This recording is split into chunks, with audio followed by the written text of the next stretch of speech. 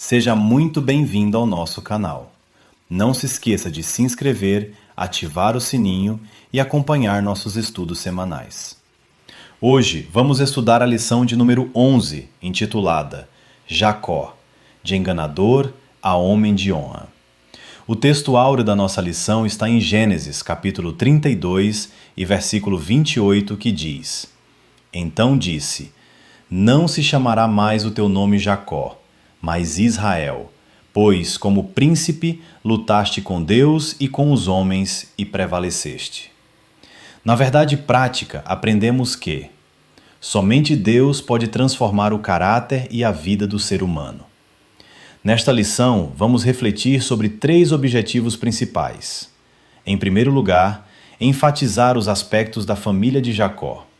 Em segundo lugar, explicar que o desejo de Jacó de retornar à sua casa era divino. E, por fim, mostrar a passagem de Jacó pelo val de Jaboque. Para começar, daremos início à introdução da nossa lição. A trajetória de Jacó é uma das mais honestas e, ao mesmo tempo, mais esperançosas de toda a Bíblia. Ele não chegou ao caráter de Israel, o nome que receberia em Peniel, por seus próprios esforços ou por meritocracia.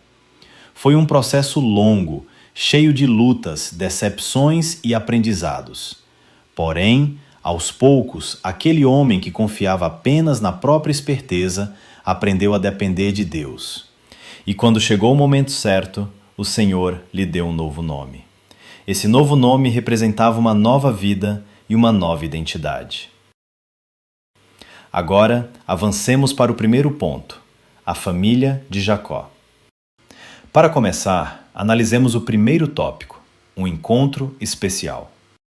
Jacó chegou à terra de Harã sem nada, sem dinheiro, sem rebanhos, sem presentes para a família de Labão.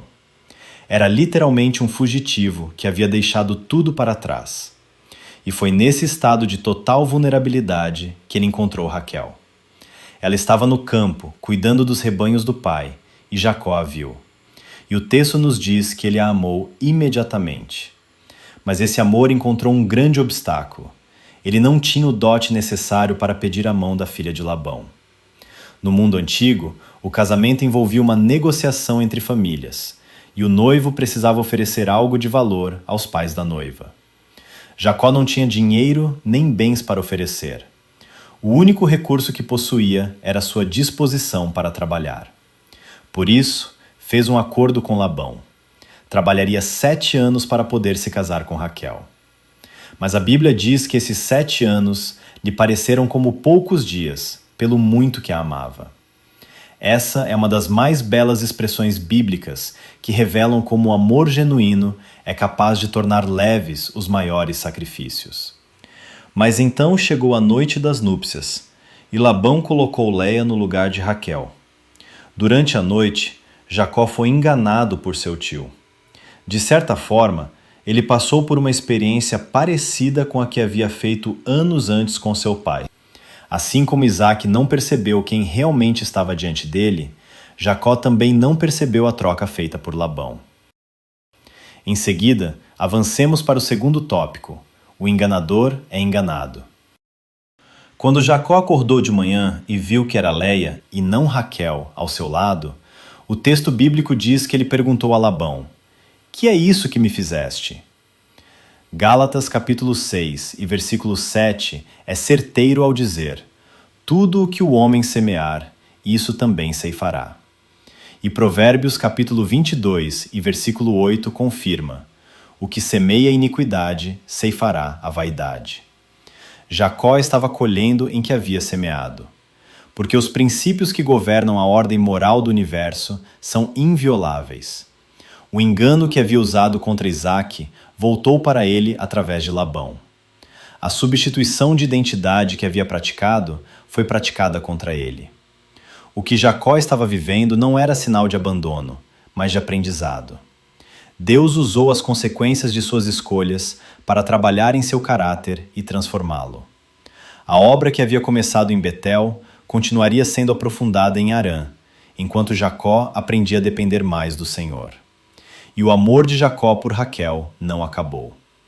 Ele trabalhou mais 7 anos, 14 anos ao todo, pela mulher que amava. O engano de Labão não extinguiu esse amor, pois o verdadeiro amor persevera apesar das adversidades. Na sequência, veremos o terceiro tópico, muitos filhos. E então a narrativa bíblica nos apresenta a família que cresceu em torno de Jacó. E ela é, ao mesmo tempo, uma bênção extraordinária e o reflexo das tensões de uma estrutura familiar que contrariava o propósito original de Deus. A poligamia era comum naquele tempo, mas a Bíblia nunca a apresenta como ideal, sempre registra as consequências dolorosas que ela produz. Gênesis capítulo 2 e versículo 24 estabelece o padrão divino: um homem e uma mulher tornar-se-ão uma só carne. E Jesus confirmou esse padrão em Mateus capítulo 19 e versículo 4 ao 6. A família de Jacó, formada por Leia, Raquel e as 2 servas, nasceu em meio a relacionamentos marcados pela rejeição, favoritismo e conflitos.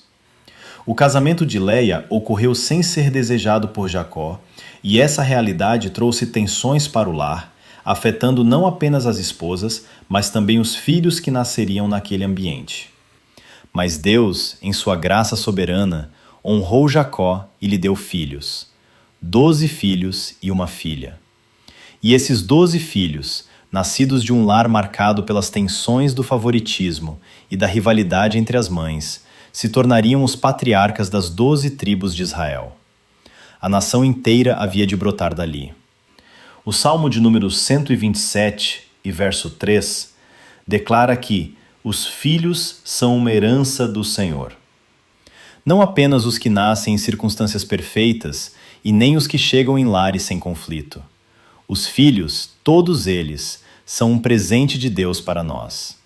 E Deus, que é soberano, até mesmo sobre as histórias mais complicadas, foi capaz de usar aquela família disfuncional para construir o povo pelo qual o Messias viria ao mundo. Dando continuidade, chegamos ao segundo ponto. Jacó deseja retornar à sua terra. Abrindo este ponto, tratemos do primeiro tópico.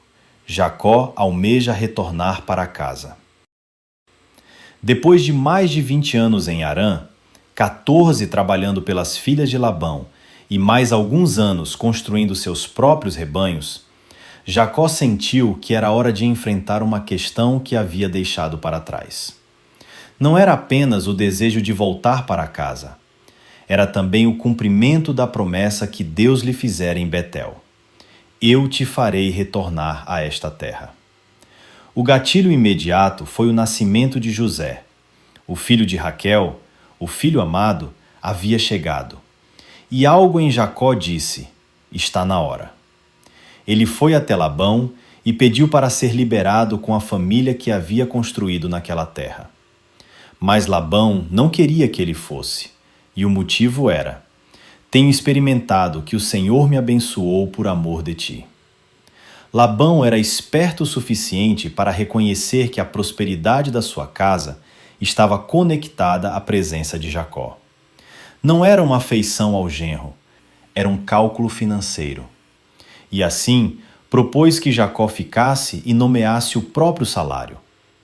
É interessante que o mesmo Labão que havia enganado Jacó, que havia trocado as filhas, que havia mudado o salário 10 vezes, agora precisava de Jacó. A bênção de Deus sobre a vida de um servo fiel inevitavelmente impacta os que estão ao seu redor, até mesmo os que tentaram prejudicá-lo. Agora, prossigamos para o segundo tópico, o acordo entre Labão e Jacó. O acordo que Jacó propôs parecia, à primeira vista, desfavorável para ele. Conforme disse a Labão, todo o gado salpicado e malhado entre as cabras e o moreno entre os cordeiros, isso será o meu salário. Assim, os animais de cor uniforme, que eram maioria, permaneceriam com Labão, enquanto Jacó ficaria apenas com os malhados, salpicados e de cor escura, que representavam a menor parte do rebanho. Mas Deus estava com Jacó, e os rebanhos dele crescerem de forma extraordinária. O texto registra que Labão tentou manipular o acordo várias vezes, separando os animais marcados, mudando os termos, movendo os rebanhos. Mas a cada tentativa de Labão de diminuir a porção de Jacó, Deus prosperava o que restava. Gênesis 31 e versículo 7 registra as palavras de Jacó às suas esposas. Mas vosso pai me enganou e mudou o meu salário 10 vezes. Porém, Deus não lhe permitiu que me fizesse mal. A expressão 10 vezes indica que Labão alterou repetidamente os termos do acordo para favorecer a si mesmo. No entanto, em cada tentativa de exploração, Deus interveio em favor de Jacó. Embora Labão procurasse prejudicá-lo, o Senhor não permitiu que a injustiça prevalecesse, transformando cada situação em uma demonstração de seu cuidado e fidelidade. Quando confiamos no Senhor e fazendo certo, mesmo que o ambiente seja injusto, Deus vela pelo que é nosso. Não necessariamente de forma instantânea, mas de forma consistente. Agora, avancemos para o terceiro tópico. Deus manda Jacó retornar à casa de seus pais. E então chegou o momento em que Deus falou: torna a terra dos teus pais e a tua parentela, e eu serei contigo. Era a mesma promessa de Betel: eu serei contigo, agora traduzida em uma instrução concreta que exigia de Jacó uma resposta de fé. O ambiente em Harã havia se tornado hostil. Os filhos de Labão acusavam Jacó de ter enriquecido às custas de seu pai, e o próprio Labão já não o tratava da mesma maneira de antes. Era uma acusação injusta. Jacó havia trabalhado honestamente, e a sua prosperidade era resultado da bênção de Deus, e não de engano. Mas a inveja raramente se preocupa com os fatos.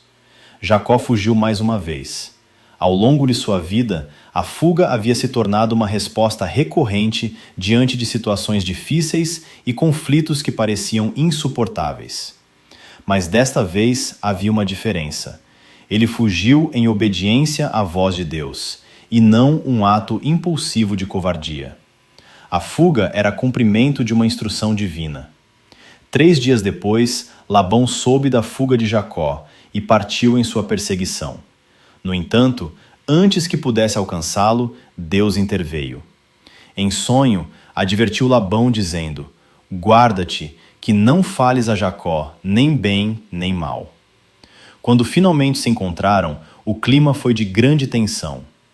Labão questionou Jacó por ter partido sem avisar, e também o acusou de ter roubado seus deuses domésticos. O que Jacó não sabia era que Raquel havia levado consigo os ídolos de seu pai. Esse episódio nos revela uma triste realidade espiritual. Embora pertencesse à família da aliança, Raquel ainda carregava influências do ambiente em que havia sido criada. Os ídolos que estavam na casa de Labão encontraram também lugar no coração de sua filha. Assim, percebe-se como práticas e valores contrários à vontade de Deus podem ser transmitidos dentro de uma família quando não são confrontados e deixados. E então Jacó prosseguiu. E então veio a notícia que Esaú estava vindo ao seu encontro com 400 homens. O medo que havia sido reprimido por 20 anos veio à tona. Jacó enviou presentes pela frente, uma estratégia de apaziguamento, e então fez algo que revela o quanto havia crescido espiritualmente desde Betel. Orou. E a oração que Jacó fez em Gênesis 32 e versículos 9 ao 11 está entre as mais belas e profundas de toda a narrativa patriarcal. Ele começou reconhecendo quem era Deus. Deus de meu pai Abraão e Deus de meu pai Isaque. Ele ancorou a oração na história do pacto. Depois, reconheceu sua própria indignidade. Menor sou do que todas as misericórdias. E então apresentou o pedido com clareza: livra-me da mão de meu irmão, da mão de Esaú. E terminou ancorando tudo na promessa: tu disseste, certamente te farei bem. Era a oração de um homem que havia aprendido, nos anos de Harã, a depender de Deus de uma forma que o Jacó de Gênesis 27 ainda não havia aprendido. Agora, chegamos ao terceiro ponto, Jacó no Val do Jaboque. Para começar, vamos abordar o primeiro tópico, a angústia e o medo de Jacó. A noite antes do reencontro com Esaú foi a mais longa da vida de Jacó. Ele primeiro envia presentes, rebanhos, animais, servos carregando ofertas de reconciliação. Havia dividido a família em 2 grupos para protegê-la caso Esaú atacasse, e, acima de tudo, havia orado. Mas o medo ainda estava ali. E isso é importante reconhecer. A oração, por mais sincera que seja, não elimina o medo instantaneamente. Ela nos dá o que precisamos para agir apesar do medo. Jacó estava com medo e ainda assim obedeceu, se moveu, protegeu a família, enviou os presentes e prosseguiu. O Salmo de número 121 e versículo 1 e 2 diz: Eleva os meus olhos aos montes, de onde me virá o socorro? O meu socorro vem do Senhor, que fez os céus e a terra. Elevar os olhos ao céu é a atitude de quem, no meio do medo, escolhe olhar para Deus antes de olhar para a ameaça. E há algo neste texto que merece nossa atenção especial: a preocupação de Jacó com a família. Ele dividiu os grupos, organizou a proteção, pensou em cada detalhe de segurança. O sacerdote do lar não é apenas aquele que ora, é aquele que intercede, que protege e que se coloca entre a família e o perigo. Jacó, que havia fugido de casa sozinho como um jovem inseguro, agora era um pai e marido que colocava a segurança dos seus antes da própria. Em seguida, avancemos para o segundo tópico. Jacó ficou só e lutou com o anjo. E então veio o momento em que particularmente considero o auge de sua trajetória. Depois de atravessar sua família para o outro lado do Val do Jaboque, Jacó ficou sozinho. E então, um homem lutou com ele até o romper do dia. Quem era esse homem? O texto inicialmente o apresenta de forma misteriosa, apenas um homem. Mas Oséias capítulo 12 e versículo 4 esclarece que era um anjo. E a forma como o encontro se desenrola revela que era uma manifestação do próprio Deus, porque no final Jacó diz: Vi a Deus face a face. A luta durou a noite toda. Em determinado momento, o visitante tocou a articulação do quadril de Jacó e a deslocou. Jacó ficou manco, e mesmo assim não soltou. E o visitante disse: Deixa-me ir, que já rompeu o dia. E Jacó respondeu: Não te deixarei ir, se não me abençoares. Isso é o retrato de uma perseverança em oração no seu nível mais alto. Uma perseverança do homem que, mesmo manco, segura com as últimas forças que lhe restam, convicto de que não pode deixar ir o que o está buscando. Jacó havia tentado garantir as bênçãos de Deus com esperteza em Gênesis 27. Agora as buscava com perseverança, ferido, dependente, sem recursos próprios, mas firme. Há uma grande diferença entre os 2 momentos. Em Gênesis 27, Jacó havia tentado obter a bênção pela esperteza humana. No Jaboque, ele buscava a bênção do próprio Deus, mesmo estando machucado. E foi exatamente nesse ponto de fraqueza, manco, exausto, ainda segurando, que a transformação aconteceu. Por fim, examinemos o terceiro tópico. Jacó é transformado. O visitante perguntou: Como te chamas? Era a mesma pergunta que Isaac havia feito ao filho disfarçado em Gênesis capítulo 27 e versículo 18. Quem és tu, meu filho? Naquela ocasião, Jacó havia mentido. Sou Esaú. Agora, ao mesmo tipo de pergunta, ele respondeu: Jacó. O suplantador, o enganador, sem máscaras, sem peles de cabra e sem astúcias. Apenas o nome verdadeiro. E então veio a transformação. Não mais Jacó será dito o teu nome, mas Israel, porque tens lutado com Deus e com os homens e tens prevalecido. Israel, que pode ser traduzido como aquele que luta com Deus, ou Deus luta, ou ainda príncipe de Deus, o nome novo não apagava a história, mas incluía ela. Era o reconhecimento de que aquele homem havia lutado com sua família, com Labão, com Esaú, consigo mesmo, e havia chegado até ali. E que agora Deus estava colocando naquela história um nome novo que definiria o seu futuro. Jacó chamou aquele lugar de Peniel, face de Deus, e disse: Vi a Deus face a face, e a minha vida foi preservada. E o sol nasceu sobre ele, enquanto ele mancava. Um homem transformado, saindo do encontro com Deus com uma nova identidade, mas carregando no corpo a marca da luta. Quem tem um encontro real com Deus não sai da mesma forma.